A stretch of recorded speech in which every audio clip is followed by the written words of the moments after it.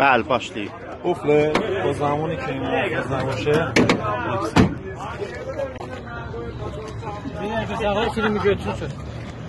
قفله تا زمانی که این محافظ نباشه یکسان.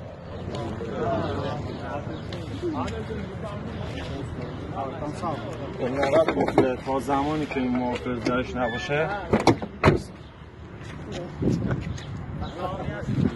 تیبا و ساینه در عقبشون وا میشن با کاپوت سرقت باتری لوازم داخلی پژو پارس 94 به بالاست. شرکت اومده ضد سرقت کرده اصطلاحاً ولی درش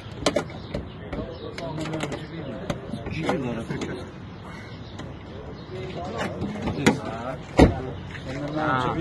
به این مدل هست همچه تحت ناطقش 26 کاپوتش بسته است. برای جلوگیری از سرقت ایستوش یعنی با یه چوب بستنی هم شما میتونی کاپوتش رو باز کنی با یه خودکار بیک. پژو پارس پژو 405 الان قفله 1 ثانیه